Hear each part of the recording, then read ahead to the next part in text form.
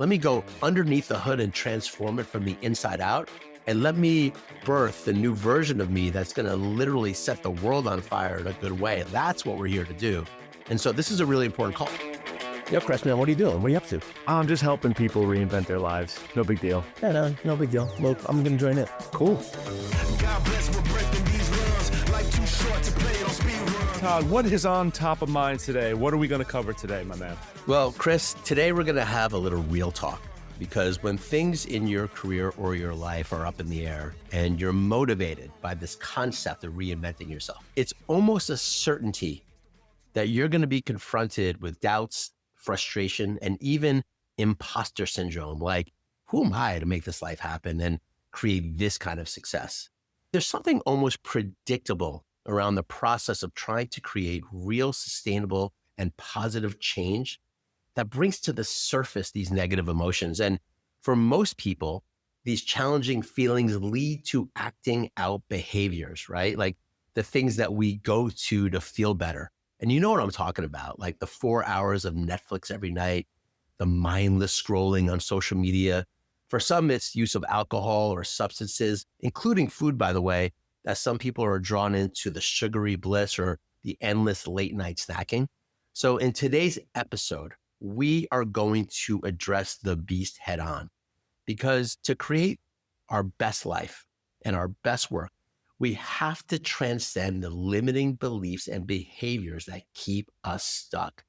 And as we always say here, Chris, reinventing your career is not just this hard, sloggy thing that you, quote, need to do. It's also an opportunity.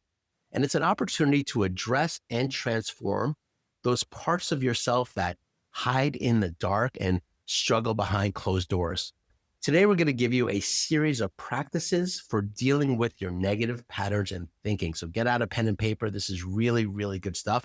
And I know, Chris, we're not therapists or psychologists, but we've each helped a lot of people transcend themselves in this way. And it's relevant for both of us right now. And I know when we were preparing for this, you started talking about this kind of seasonal depression thing that you deal with. And I think this could be a good jumping off point because it's a real thing that you're dealing with.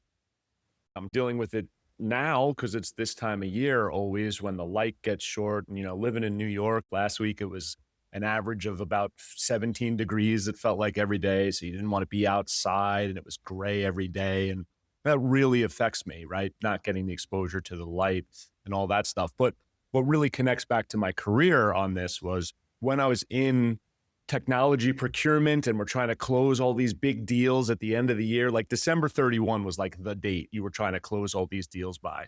I had this scenario where it's the holiday season. I'm trying to be joyful, and especially once we had kids, be present and be joyful and excited. But then I'm like crazy busy. There were literally, I remember one call where I'm like negotiating with this woman who worked for some tech company, and I'm like hearing some background noise. We had a good rapport, and I was like, oh, hey, what's going on? And she's like, oh, I'm making meatballs right now. You should be allowed to make meatballs without having to negotiate a deal. But like that was that corporate mind virus that we were just working every minute through this time of year. I was already having sort of just the generalized seasonal challenge of the darkness and the cold and the way that affects me on a biological level, right? And then layering on just the stress of pulling everything in. I mean, that whole mix was really difficult and really challenging and really negative. And, I had coping mechanisms back then that were not as healthy as the way that I deal with that same experience right now. And Right. So I don't want to make it story time about me there, but I'll pause for a second, Todd. Well, no, I think it's really relevant. And I think it's a good example because we all have these meta patterns that we kind of fall into. And your story of approaching that time of year where in your corporate career is also a busy time tends to last, right? Because you're dealing with it now, even though you don't have that same corporate career, you're dealing with a negative pattern. And we're sitting here and we're reinventing ourselves. And we have this podcast and we're kind of in go mode. And you've been telling me I'm dealing with some stuff internally. And that's why we're doing this podcast, because it's the real stuff that we deal with. And the reason why we did this particular episode is that you started to share with me that you're really employing some strategies to combat this issue that you have during this time of year. And I'll give you a moment to share what strategies that you're doing. But I think it's really important because I've had this philosophy for many years where people will come to me in a coaching setting and they're dealing with some of these negative patterns, right? They're like, man, I just have no energy when I get up in the morning, or I find myself checking out in front of the TV every night, even though there's other things that I could be doing. What I have them do is what I call the crowding out approach, which is start making a list, and you can even write it down, but start getting mentally prepared around the activities that you can do to combat these negative things and start doing those things as a conscious practice, right? So why don't we talk about some of the things that you've been actually physically doing to combat the seasonal depression disorder? Because I think it's very relevant and parallels this crowding out approach. Yeah, I mean, listen, number one thing is get outside and get that fresh air. I mean, if you look at what's different between this time of year and the rest of the year, it's we spend a lot of time indoors, and there's biology behind this too. You're literally not getting as much sunlight. So for me, I've really made it a practice this year, really fully. I've made it a practice more than even in last year or the year before. I'm getting out there. Sometimes I have to take my kid to the bus stop at like 7 in the morning. I'm out there before then, getting some light. I'm lucky enough to live by the river here and just get up, look east and get some sunlight in the morning. Just making that a practice to get out there, no matter how crazy, stupid cold it is. And that's just a little thing. It's actually quite easy to do once I've kind of created a simple habit there to do that. And then the number two thing is just exercise, a commitment to exercise. I'm trying to work out 5 days a week consistently. I'll do 7 if I can do it, but I say 5 because I like to hit goals and not miss goals as much as possible. Especially at a time of year where, like, listen, I know if there's people who have seasonal depression or something like that, even just saying that, people are like, that's a high bar to clear sometimes. Just getting out of bed and getting out to the sunlight or exercising is a high bar to clear. Make the bar as low as you need to make it to clear. For me, it's like, I have this idea of Hoyle's definition of what a run is, where it's like, I run outside for 45 minutes and it's 3.5 to 4.5 miles at such pace. Yeah, but also if I go downstairs to the gym in the building and I run on the treadmill for 15 minutes, that counts.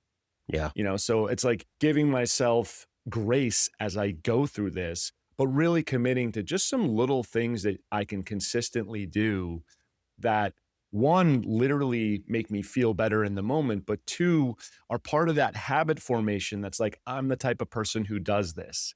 Exactly. As you said, the crowding out approach, it's creating this new neural pathway of every day I get up and I go outside. Every day or 5 days a week, I'm exercising. It's that positive reinforcement on a meta level is really effective to combating the bigger picture challenge of this, you know, this feeling or this experience at this time of year. Breaking patterns requires effort, right? So I think this crowding out approach is good, and movement always works. Getting in the body, getting outside, exercising, getting light, like this always works, okay? It reminds me of a previous consulting job that I had working with Kaiser Permanente, big medical group, right? And my business partner at the time taught communications at Stanford Business School. It was like a very corporate environment. And she came in and told 100 doctors on the call that what they need to do over the next week was go outside barefoot and stand on the grass, find a lot of grass and stand on the grass in sunlight for like 20 minutes. And everyone just sat there like, how'd that land with the room? It was like hysterical, but it's pattern interrupt, breaking these patterns by doing something that almost seems absurd, but it's how you start to break patterns. Because that's what we're really talking about here, is that these things that we do, you know, like watching TV, and that's something that I do. And by the way, watching TV at night is not a bad thing. I don't make any of these behaviors bad. What you want to look out for is when it gets habitual and it's taking away your energy. Okay. And so let me give you a really good example of something that I did a couple of weeks ago. So it was like a rainy Sunday night. I was feeling really unmotivated, and you may deal with seasonal depression. I deal with the Sunday thing. I don't know what that's called, but it's like the Sunday thing. I get really down. Do you have the Sunday scaries, Todd? Is that what it is? That's what it is. Sunday scaries, right? So Sunday scaries, I'm dealing with it. I'm sitting there. It's like 6 o'clock. I'm watching TV. It's raining out. And I'm like, all right, how do I take my own coaching here?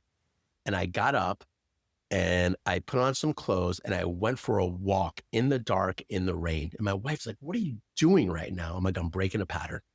And I went for a walk and I go outside. There's no one outside. No one is walking in the rain. I live in LA. I take off my shirt and I'm walking shirtless in the rain. I'm like, I'm going to have fun with this.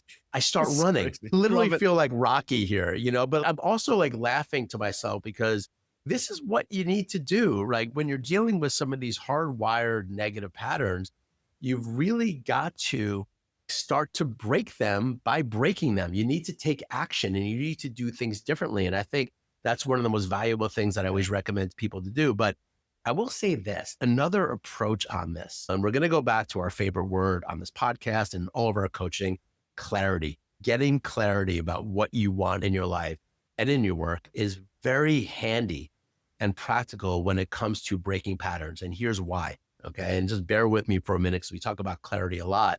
But when you take the time to envision what your life and your work could be like in its most ideal state, there's something so motivating and inspiring around that.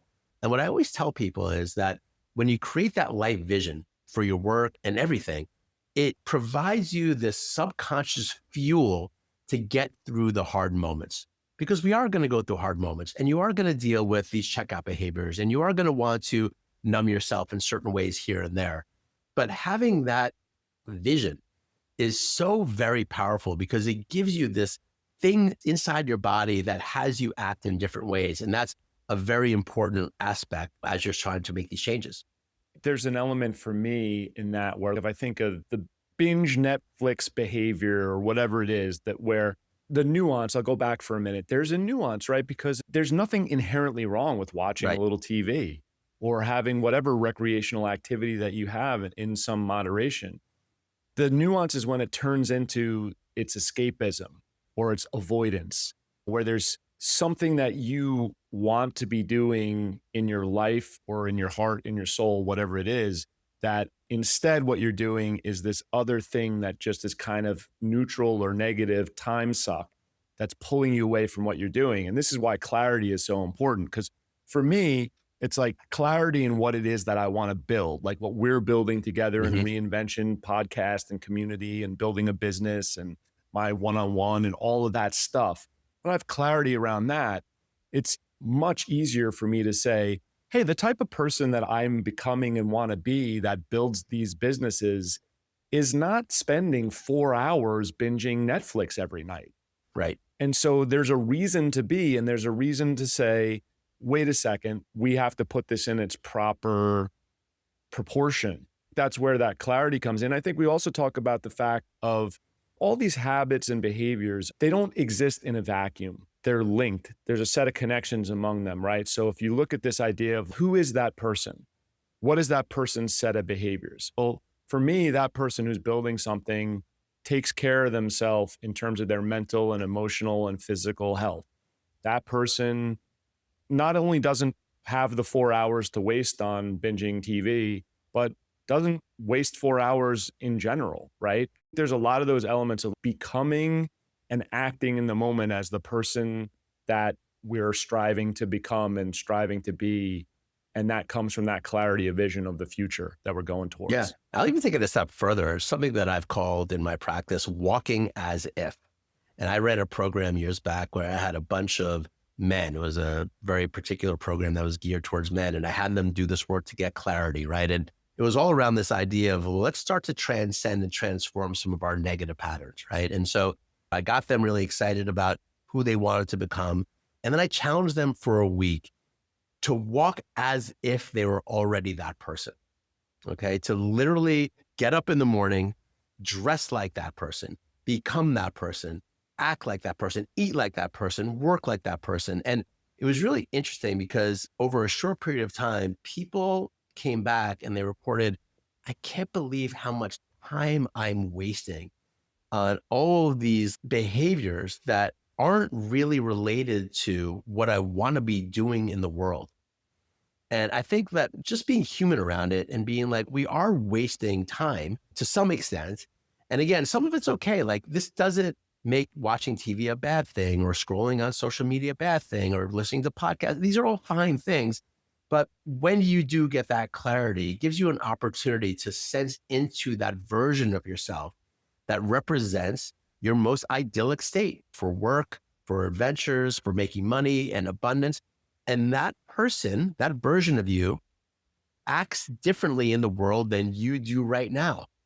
And when I tell that to people, they're like, oh my God, they get kind of shocked.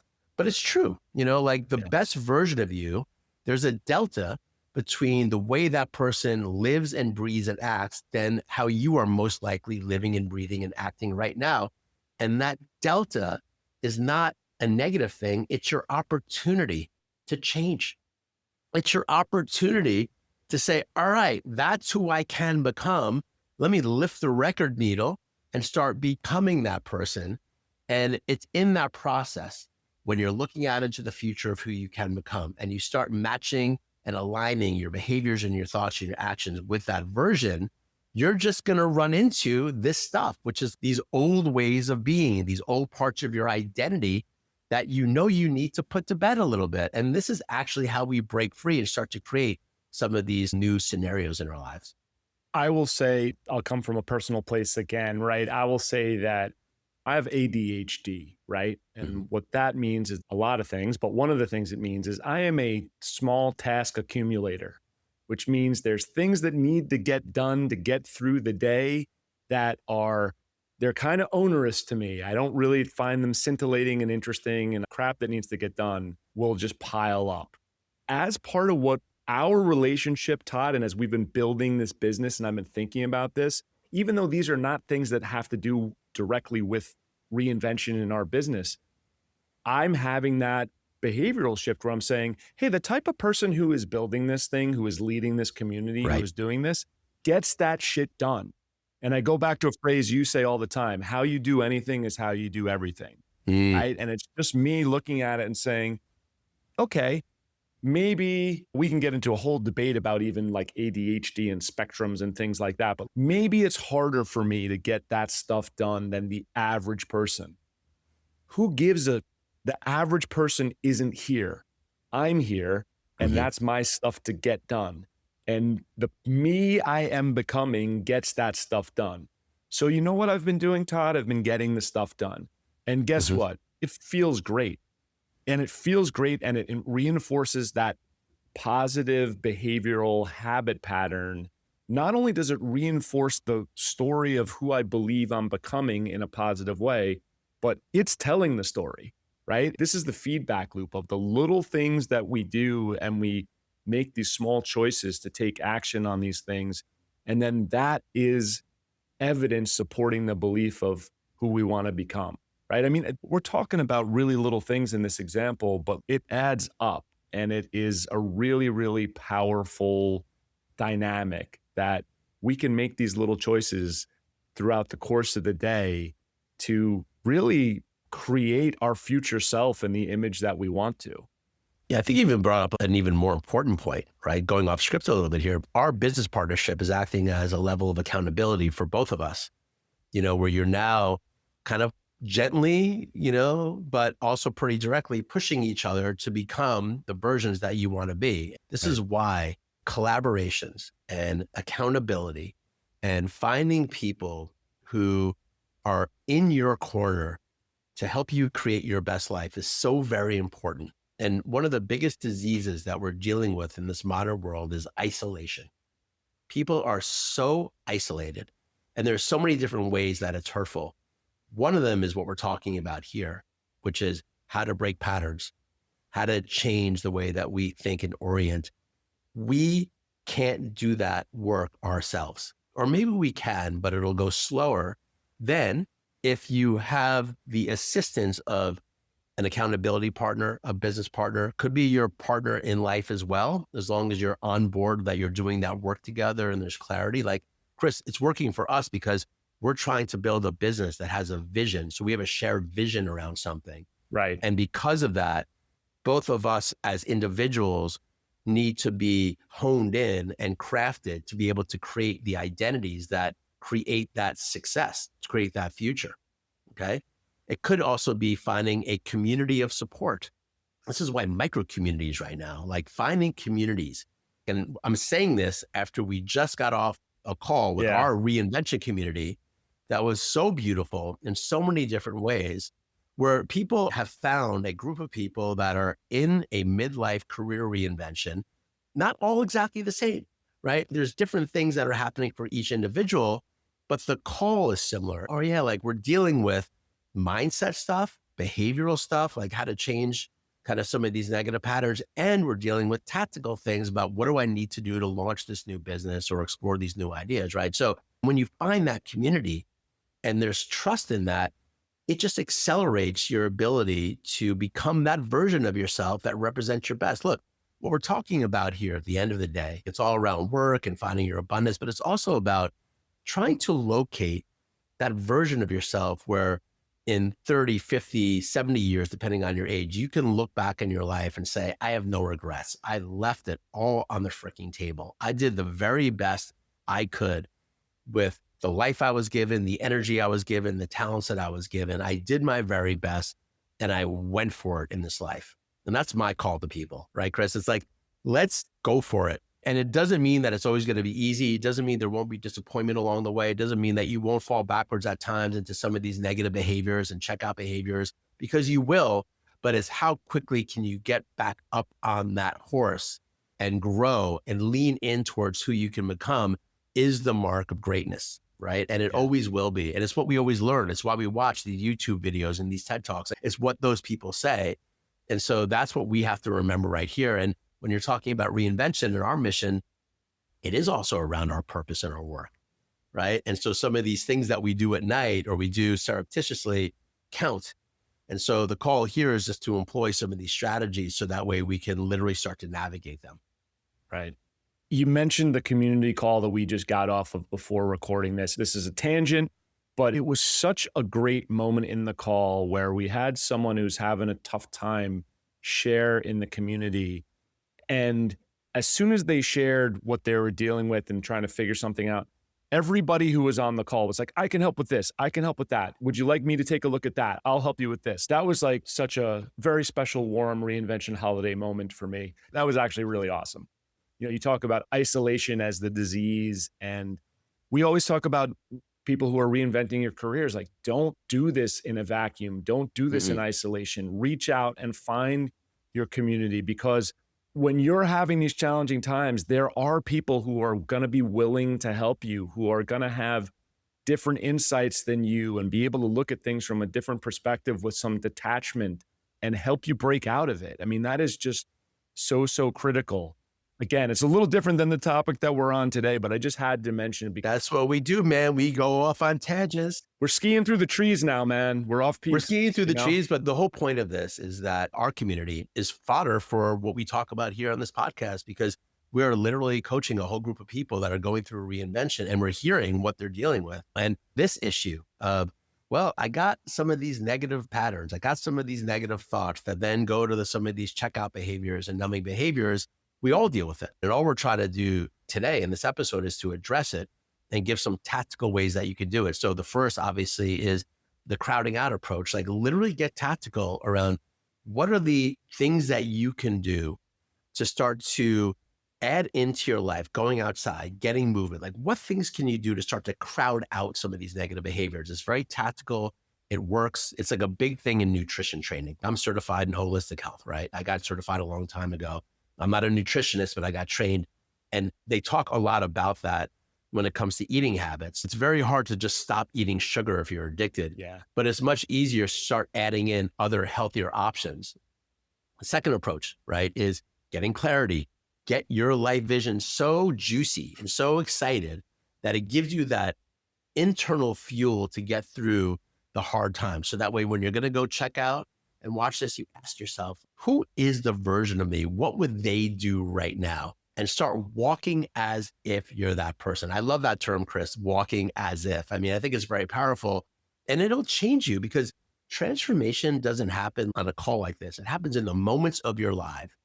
You know, when you're about to check out and do something that you know isn't great for you, can you in that moment stop, lift up that record needle again, and walk as if you're that person? Okay. And then the third recommendation is this idea of getting support.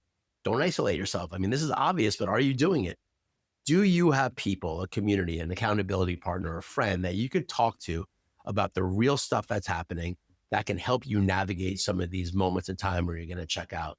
And then the last one that we want to talk about today, which I think is a little bit more aggressive, but something that I've had, some success with, is what I call testing your resolve. And you make it a little bit of a challenge, right? So really starting to identify a behavior or two that represents you numbing yourself and checking out. So some of the ones we talked about today, scrolling on social media for hours on end, or watching a bunch of TV, like hours every night, that you could be using that time differently. Can you do a small experiment and say, for 20 days or 30 days, I am not going to do that activity. I'm not going to watch TV at night. I'm not going to do X for 30 days, just as an experiment. Okay. And see what happens in that experiment. And I've coached a lot of people to do this. And if they're able to commit to it and actually go through it, it is so mind blowing, Chris, what happens. Like, people find that they have so much more time on their hands and so much creativity bubbles up. They get back into shape and they start eating better. All these things happen. And so test your resolve is another really good, real tactical technique to start dealing with some of this kind of negative behavioral stuff. I want to share one that I'm actually doing right now. This is a fun one. So, I've got my Whoop, right? And my wife always makes fun of my Whoop that tells me crazy insights like drinking is bad and sleeping is good. And my buddy, who I know listens to the podcast, he'll love this because we always talk about our Whoops.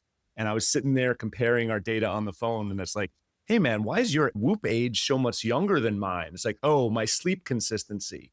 I get to sleep at the same time and wake up at the same time every day. And I'm looking at mine, and mine is, a plane going through turbulence. And I'm like, oh, damn. And I realized, what was happening, Todd, as a business person who's promoting his business and reinvention, and I'm going on social media to make posts and edit my posts, but then some scrolling kind of slips into that, Todd. Maybe I'm doing a little market research, and next thing you know, it's 11:43 or whatever it is. So I committed, after seeing this data right in front of me, and by the way, this is a plug for accountability and tracking. After seeing that data in front of me, I said, you know what? I'm going to get my sleep consistency up. So what I'm going to do for the next 30 days, basically the remainder of December, because this was a couple weeks ago, I am going to commit to getting to bed between 10 and 11 consistently. And that means reducing the scrolling, because that's where the scrolling sneaks in. And let me tell you, first of all, just after like a week and a half of doing that, immediately feeling better and just more consistent. We opened this up with talking about seasonal depression. Well, that hasn't been at the party for basically since I've started doing this. So maybe there's something there. I don't know. Correlation is not causation, but let's just put it out there. But then also seeing the data on the Whoop of like, this week, your sleep consistency was 78% versus 63%. Getting that positive reinforcement from the tracking and accountability, and just knowing that I have clarity about, the goal is I'm going to get my relative Whoop age down. And obviously that's got health benefits. It's not just about the number. But the secondary thing that's come out of that is like, there's so much time to do stuff, even going to bed earlier, because I'm not doing the scrolling. I'm getting like an hour back of productivity that I can get some stuff done. You've seen some stuff get sent over to you late night because of this. You know what I mean? And some of the work we're doing. So it's been like bing, bing, bing, bing, bing, like 3 or 4 different great effects have come out of this. So, I mean, that's just a real world example that, please, anyone who's listening, steal that one and do it yourself, or your version of it. I mean, this is not some groundbreaking, huge shift I had to make. I mean, these are pretty small things, but huge impact. What's interesting is we all have so much more potential that's currently in play. And that's why I love this notion of reinvention. Reinventing yourself is an opportunity to raise the level of potential that's in play. Let's say you have 10%. Do you realize how much your life would change if you went from 10% to 15%? And these practices that we talked about today of crowding out, testing your resolve, and doing a challenge, and starting to look at your behaviors and getting an accountability partner, and all these things that we just talked about today, you have the power to make change in your life. You have the power, okay? You already know what you need to do. You just need to literally get more disciplined And discipline doesn't just require this very military negative thing. Part of discipline is getting clarity. People don't understand. It's like when you get clarity about what you really want, that's an exciting thing. Get disciplined about getting clear about what you want. That's an enriching, nourishing, motivating activity to take on. And it will serve your ability to break out of negative patterns that for a lot of us are so deeply rooted, we can't even see them any longer. And they're draining our energy. Yeah. There's so many ways that our energy is being drained in this modern world. And the call of reinvention is to be like, this moment in time is mine.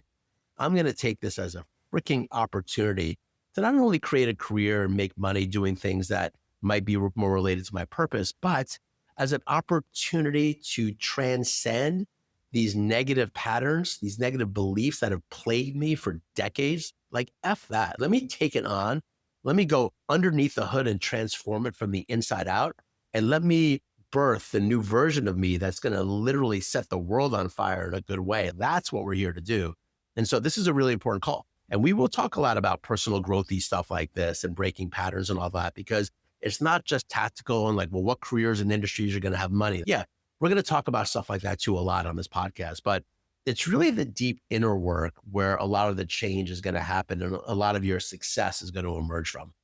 Absolutely. This is really critical stuff. And discipline is a factor, right? But I am going to speak this to my seasonal depression suffering brethren in this moment. Is like, that's a really hard pill to swallow, right? Oh, I just discipline. Because you hear some of these people are just like, pull yourself up by your bootstraps, just do it, whatever. But I'm telling you, there's small changes, there's small behaviors, there's small habits. What did I start with in this conversation? Go outside for 5 or 10 minutes and get a little sun in the morning. There's like 2 or 3 little things that you can start to consistently do that are going to make big, big changes, completely outsized, disproportionate changes. And then guess what? Todd, I love when you talk about this. We really are only tapping into such a small fraction of our capacity and capability. When you start to do these little things, there's so much more opportunity in life that opens up to you. And you have to just believe enough to take that little action and start the momentum on it. And that's everything. I love these conversations, man, because they motivate me. You know, talking it out like we do, it's not just we're coming from some mountaintop. We're coaching ourselves in these conversations, and we're reminding ourselves that there's more that we could be doing to unveil our higher potentials in this lifetime, right? And so that's why you're always invited into these conversations. If you love what we talk about, follow us along on social. Definitely follow along our Reinvention podcast. We're going to be doing a lot of episodes. It's just like our passion to be talking about this and giving people real tools so that way they can really navigate and find abundant success faster than they would if they didn't find this. So follow us along. And Chris, man, as I always say at the end, awesome being here with you, man. It's pleasure. Always fun and juicy. It's the best, and can't wait for more.